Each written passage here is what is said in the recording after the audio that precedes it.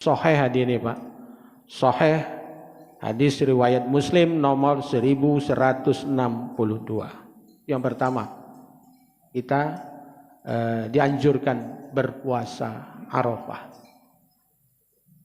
Jadi tidak ada hadis menjelaskan tentang puasa 1 Zulhijjah sampai tanggal 9 Zulhijjah. Yang sahihnya adalah puasa Arafah 1 hari saja cukup. A'udzu billahi minasy syaithanir rajim. Bismillahirrahmanirrahim.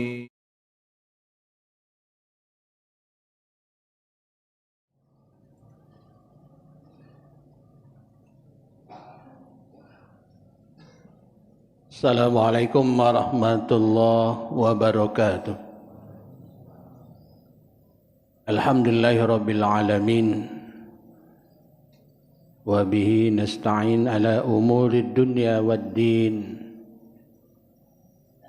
Ashhadu an la ilaha illallah wahdahu la syarikalah.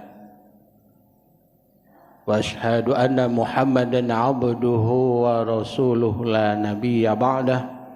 Allahumma salli ala Muhammad wa ala alihi wa sahbihi wa mawala. Ya ayyuhallazina amanu taqullaha wa qulu qawlan sadida yuslih lakum a'malakum wa yaghfir lakum dzunubakum wa may yuti'illaha wa rasulahu faqad faza fawzan 'azima. Qala ta'ala a'udzu billahi minasy syaithanir rajim wal fajri wa layalin 'ashr. Demi fajar dan malam yang 10. Surah Al-Fajr ayat 1 dan 2. Bapak Ibu jamaah salat subuh Masjid Raya yang dirahmati Allah. Marilah kita untuk senantiasa bersyukur kehadirat Allah Subhanahu wa Ta'ala atas segala limpahan rahmat, nikmat dan karunia-Nya. Allah dengan segala keagungannya sangat menyayangi hamba-hambanya. Salah satu dari keagungan Allah Subhanahu wa Ta'ala adalah dengan memberikan nikmat kepada hambanya berupa nikmat iman, nikmat Islam, nikmat sehat, nikmat rezeki, dan nikmat waktu. Dengan sehat kita bisa beraktivitas, kita bisa menghambakan diri kita kepada Allah dengan khusyuk. Dengan rezeki yang Allah berikan, kita mampu menjalankan hidup dan kehidupan ini. Dengan waktu yang begitu panjang yang diberikan oleh Allah Subhanahu wa Ta'ala, sehingga kita melahirkan karya-karya, melahirkan amal-amal soleh, walaupun sebagiannya ada amal yang salah. Pada kesempatan ini mari kita senantiasa untuk bertaubat kepada Allah Subhanahu wa Ta'ala atas kesalahan-kesalahan yang kita perbuat. Bapak Ibu yang dirahmati Allah, adapun tema kita pada pagi hari ini adalah amalan soleh di 10 hari pertama bulan Zulhijjah. Kita sekarang sudah berada di 2 hari bulan Zulhijjah. Bulan Zulhijjah adalah salah satu bulan dari 4 bulan yang haram. yaitunya Rajab, Zulqa'dah, Zulhijjah dan Muharram. Di mana keutamaan bulan yang 4 ini yang Allah sudah tetapkan keutamaannya, keistimewaannya. Di mana Allah Subhanahu wa taala melipat gandakan jika seseorang itu berbuat amal soleh. Apakah lipatnya lipat 2, lipat 3, lipat nak sampai 1000, nak sampai 1 miliar, itu Allah yang punya urusan. Yang jelas kata Allah, Allah lipat gandakan pahalanya, sehingga orang-orang giat, semangat di bulan salah satunya bulan Zulhijjah ini bersemangat menghidupkan malam-malam dengan beribadah kepada Allah Subhanahu wa taala. Alangkah ruginya di 10 malam yang pertama di bulan Zulhijjah ini kita lewatkan begitu saja tanpa diisi dengan amal-amal soleh. Begitu juga sebaliknya Bapak Ibu yang dirahmati Allah, apabila seseorang itu berbuat dosa, berbuat kesalahan, juga besar juga poinnya, dosanya itu di sisi Allah. Untuk itu mari kita berusaha seminim mungkin pada bulan-bulan yang dimuliakan oleh Allah untuk berbuat maksiat, berbuat dosa, berbuat kesalahan, dan mari kita tingkatkan keimanan, ketakwaan, kepatuhan, ketaatan, ketundukan kita kepada Allah Subhanahu wa taala. Bapak Ibu yang dirahmati Allah, kalau kita sudah dapat meningkatkan iman dan ketakwaan kita, kebahagiaan, ketentraman, keselamatan akan dapat kita wujudkan. Bulan Zulhijjah Bapak Ibu adalah salah satu bulan haram yang memiliki keistimewaan. Salah satunya adalah pada malam atau 10 malam pertama bulan Zulhijjah. Ayat yang saya baca tadi surat Al-Fajr. Wal fajri wa layalin ashr, demi waktu fajar kata Allah, Allah bersumpah, wa layalin ashr, dan malam yang 10. Malam yang 10 ini adalah malam 10 pertama bulan Zulhijjah, mulai terhitung dari 1 Zulhijjah sampai 10 Zulhijjah. Itu banyak keistimewaan. Bapak Ibu yang dirahmati Allah, dari Ibnu Umar radhiyallahu an, dari Nabi Muhammad sallallahu alaihi wasallam bersabda, "Ma min ayyamin a'zamu 'indallah wala ahabbu ilaihi al-'amalu fihinna min hazihil ayyamil 'ashr." Tidak ada hari-hari yang lebih agung di sisi Allah dan amal soleh yang ada di dalamnya lebih dicintai oleh Allah, lebih disenangi oleh Allah Subhanahu wa taala daripada hari yang 10. Itulah 10 yang pertama di bulan Zulhijjah ini. Hadis riwayat Ahmad disahihkan oleh Syekh Ahmad Syakir. Dan juga pada bulan Zulhijjah ini Bapak Ibu yang dirahmati Allah, termasuk bulan yang terakhir, bulan 12. Kalau bulan Masehinya Desember.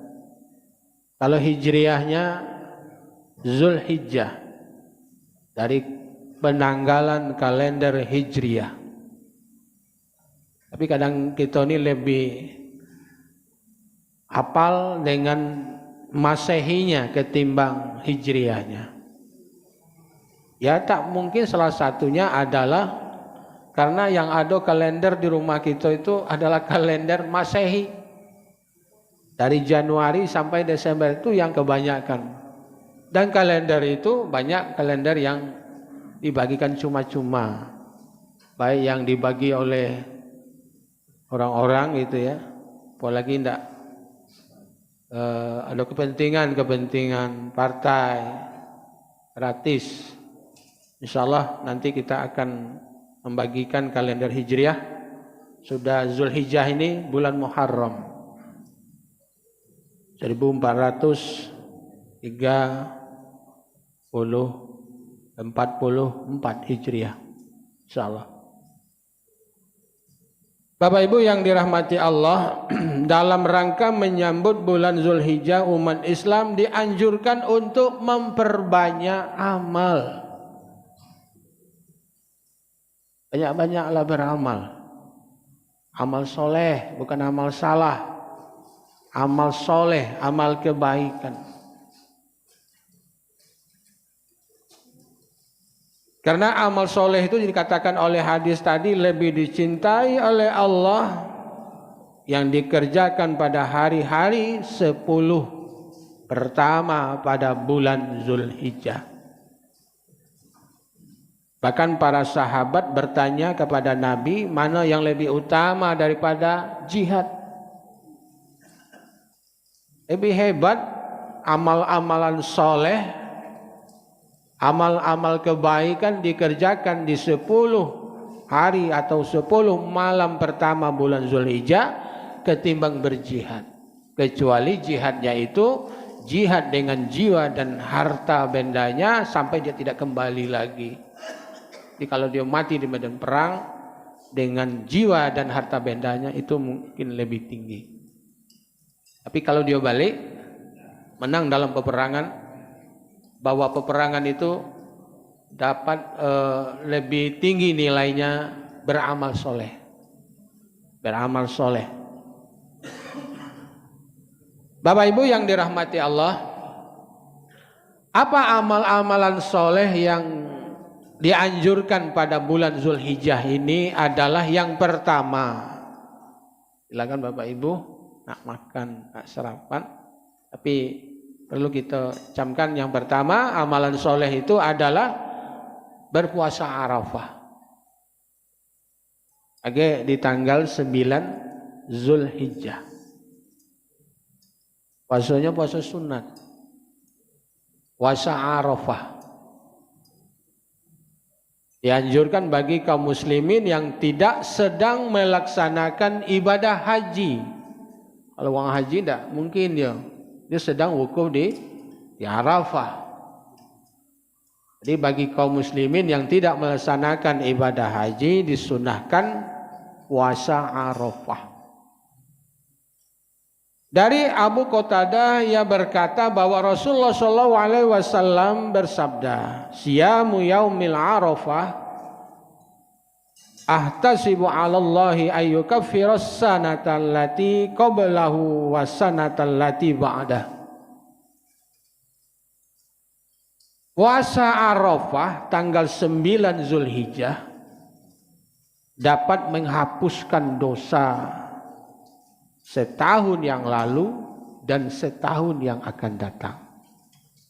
Jadi rugi Pak, tidak puasa bagi tanggal 9. Kecuali bagi mereka yang sudah terbiasa puasa Nabi Daud, puasa sehari Sarida, atau puasa Senin Kamis. Jadi setidak-tidaknya kita tanggal 9 Zulhijjah, hari Arafah, mari kita berlapar sehari, berlapar-laparlah sehari. Jangan tidak puasa. Mana tahu tahun depan Allahu a'lam, masih ada beda. Jangan tidak puasa. Nah, berbeda dengan pemerintah, kalau kita jingo, Kementerian Agama sudah menetapkan hari Arafahnya itu hari Arafah Nusantara kali, dan menetapkan hari Sabtu. Padahal kalau kita lihat informasi dari Arab itu Arafahnya tanggal 8 hari Jumat depan. Ya, orang sudah wukuf di Arafah. Sementara dari Kementerian Agama ndak mundur sehari. Kage Idul Adha-nya hari naharnya hari Minggu. Sementara di Mekah sudah lebaran hari Sabtu. Nah, kita tidak tahu. Ya, silakan saja. Yang jelas juga melalui edaran Tarji Muhammadiyah, Maklumat Muhammadiyah, sudah lama menetapkan itu Pak. Dari penetapan 1 Ramadan, 1 Syawal, dan 1 Zulhijjah, 10 Zulhijjah sudah ditetapkan jauh-jauh hari. Itu karena hitungan hisab, hitung matematik. Jarang yang meleset itu. Sedangkan pemerintah atau Kementerian Agama itu menetapkan melalui ru'yat yang mungkin barangkali dipaksakan. Ya. Jadi kakek mungkin barangkali kita berinisiatif, sholatnya mungkin kita Muhammadiyah ini dan menurut edaran yang dari Amir Arab itu hari Sabtu. Hari Sabtu sudah Idul Adha. Tak lagi puasa gitu tuh. Nah, ini Pak ya. Jadi hari Arafah, kita yang tidak terlibat dalam pelaksanaan ibadah haji, kita disunahkan puasa Arafah. Yang nilainya akan dapat menghapuskan dosa-dosa, terutama dosa-dosa kecil dan juga dosa-dosa besar. Dosa besar itu Pak harus dimenuhi syaratnya dulu. Dosa-dosa syirik, bertaubatlah dulu kepada Allah Subhanahu wa taala. Semoga taubat kita diterima oleh Allah dan puasa kita mendapatkan ampunan dari Allah 2 tahun, 12 bulan sebelumnya, 12 bulan yang akan datang. Ini sahih hadis ini Pak. Sahih hadis riwayat Muslim nomor 1162. Yang pertama, kita dianjurkan berpuasa Arafah. Jadi tidak ada hadis menjelaskan tentang puasa 1 Zulhijjah sampai tanggal 9 Zulhijjah. Yang sahihnya adalah puasa Arafah 1 hari saja cukup. Tapi kalau sudah terbiasa melaksanakan ibadah puasa sunat Senin Kamis, ya silakan, tidak ada larangannya. Yang kedua Bapak Ibu yang dirahmati Allah, yang dianjurkan pada 10 malam atau 10 hari pertama bulan Zulhijjah itu adalah banyak-banyak bertakbir, banyak-banyak berzikir kepada Allah. Ya, berzikir bertakbir itu tidak hanya sewaktu takbiran nyambut Idul Adha atau Idul Fitri saja. Banyak-banyak membesarkan Allah Subhanahu wa taala. Banyak bertahlil, banyak-banyaklah bertasbih, banyak-banyaklah beristighfar, banyak-banyaklah bertakbir, memperbanyak doa kepada Allah Subhanahu wa taala. Ya, mudah-mudahan mari kita isi di 10 hari ke depan, tinggal lagi 8 hari lagi. Banyak-banyaklah berzikir, karena menurut Ibnu Abbas, berzikirlah kalian kepada Allah di hari-hari yang ditentukan, yaitu 10 hari pertama di bulan Zulhijjah dan juga pada hari-hari tasyrik. Jadi sudah bisa dimulai sebenarnya takbir itu, tapi tidak usah dipakai mic itu takbiran tuh, ya. Banyak bertakbir. Nah, takbir ini Pak ada dua versi. Dua versi ini. Versi yang pertama takbir itu 2 kali cuma. Allahu Akbar, Allahu Akbar. La ilaha illallah wa akbar. Allahu Akbar walillahil hamd. Ada juga versi yang kedua, takbirnya itu 3 kali. Allahu Akbar, Allahu Akbar, Allahu Akbar. La ilaha illallah wallahu akbar. Tapi kalau menurut tarjih Muhammadiyah itu 2 kali. 2 kali. Cuma orang Muhammadiyah kan kadang enggak terti juga. Kadang baca 3. Mari kita biasakan 2 kali. Itu yang lebih tarjih, itu lebih kuat yang dibaca. Kemudian tambahan-tambahan yang lain itu tidak kati sebenarnya. Itu hanya pelemak-lemak apa namanya itu, zikir yang dibaca tadi. Allahu Akbar kabira walhamdulillah katsira wa subhanallahi bukratan wa asilah la ilaha. Itu hanya tambahan-tambahan yang dibuat. Sedangkan Nabi itu hanya membaca yang seperti tadi, Allahu Akbar la ilaha illallah wallahu akbar walillahil hamd. Itu yang dibaca banyak-banyak untuk membesarkan, mengagungkan Allah Subhanahu wa taala. Yang ketiga Bapak Ibu, yang dianjurkan pada bulan Zulhijjah itu adalah menunaikan ibadah haji dan umrah. Itu bagi kita tahu bahwa haji itu adalah rukun Islam yang kelima. Bagi yang istita'ah, bagi yang mampu. Baik secara finansial maupun secara fisik harus hadir di situ. Kalau sakit, agak jadi beban uang baik.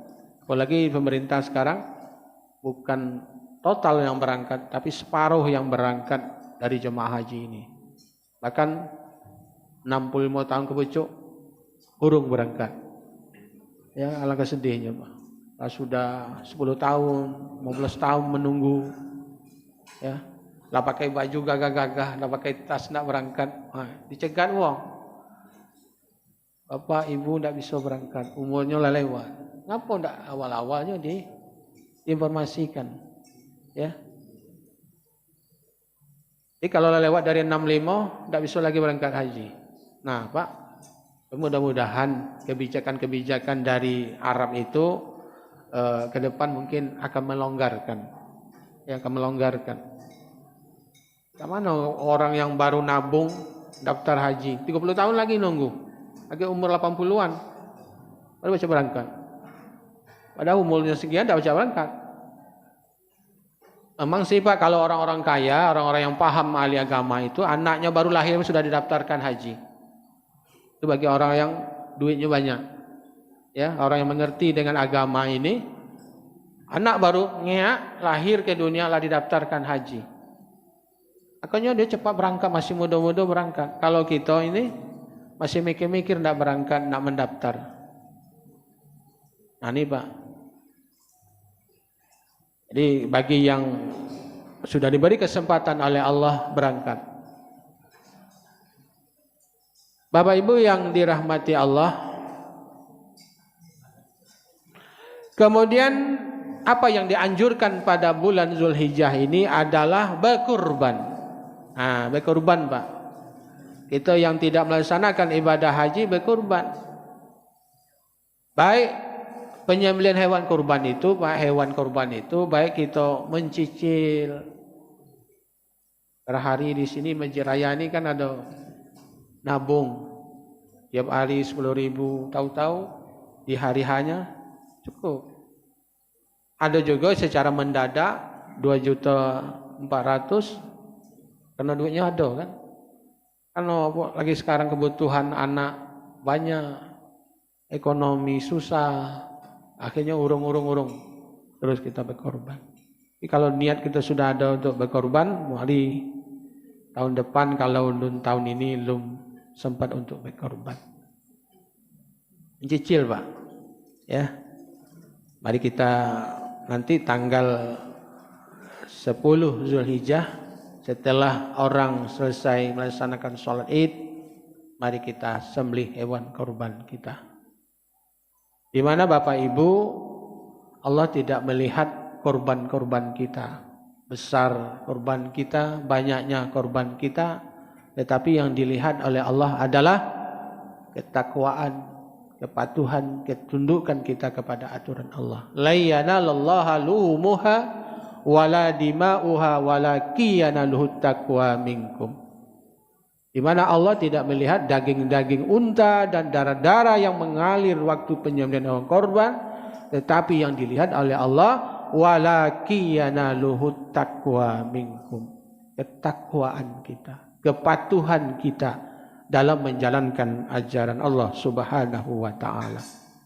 Terakhir Bapak Ibu, yang dianjurkan kita itu selain berkorban tadi, bertaubatlah kepada Allah. Setiap manusia tidak kata yang tidak salah.